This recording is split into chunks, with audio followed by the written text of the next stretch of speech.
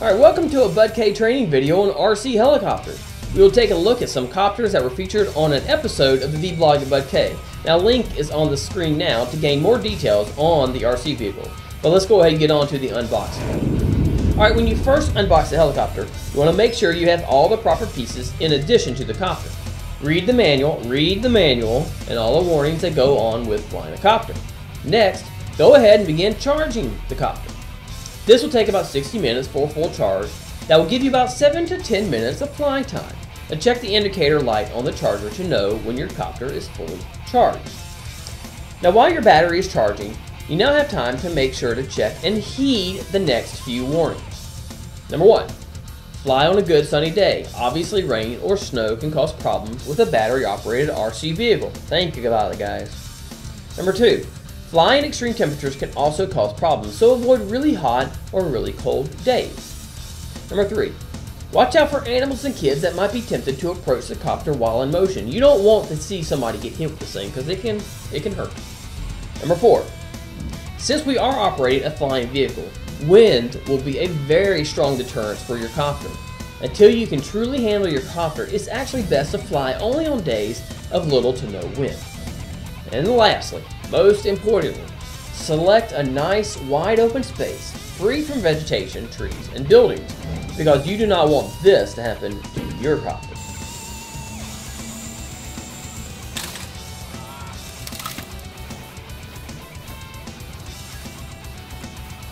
Alright, when you first start to fly, lay your copter on the ground or a flat surface. Now, once you get the hang of takeoffs, you actually might want to prefer taking off from a higher flat surface like a table. Now, we found that our ground was covered in vegetation, which actually would snag our landing gear, so we usually started on table. Alright, let's take a look at your controller first. For those of y'all that are new to RC copters, this will take a few flights to get used to because you'll be working within 3 dimensions. Now, your left control handles vertical throttle, right control handles steering and forward and backwards motions. Now, you also have 2 buttons on the right side of the remote. The rotating knob adjusts your copter from unwanted spinning. The push button allows you to engage the back rotor for more advanced flying. Now, do not press this button until you are sure you know what you're doing. Now, before your copter can take off, you need to reset your remote by taking the throttle controller and setting it to the max. Then lower it to 0. You might have to do this a couple of times, but once you actually get this set up, your copter will start to take off, and you will be ready to finally fly. Okay, start by pushing slowly on the throttle's controller. This will engage the copter's engine, and with a slight nudge, you can, without leaving the ground, actually achieve a stationed rotation of the blades. Now, on your first few tries, slowly increase the throttle and try to actually achieve a stationary hover to the ground. Now, here you'll be able to notice irregularities in flight.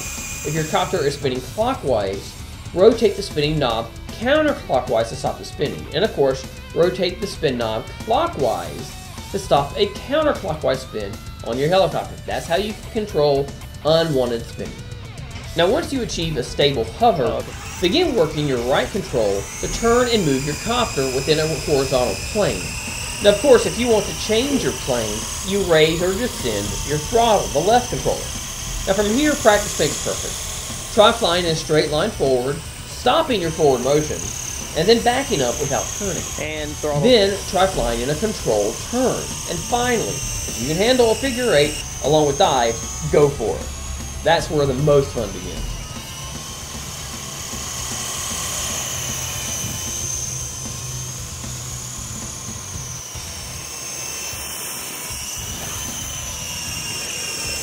And throttle down. Man, you're getting good at this. Okay, listen up. Here is your big warning. Unlike RC cars and tanks, when you get into trouble, you usually drop the throttle to stop the vehicle from pending disaster. This is almost instinctive action, and that's actually what will cause you to break your copter more than anything else. If you see your copter is about to get into trouble, you need to decelerate slowly, the throttle, slowly, or risk an engine shutdown that will cause your copter to begin a free fall out of the sky and possibly crash. Now, once the free fall starts, it's almost impossible to pull out of it. And of course, the higher the flight, the farther the fall. The potential for greater damage. Now, you've been warned. to start slowly or risk serious damage almost immediately. All right, with this instructional video, our goal is for you to have the opportunity for a perfect flight every time. That way, you have the opportunity for a lot of fun. Now, you enjoy your copter. I'm Nathan Lawson, and I'll see you on the next vBlog at BudK.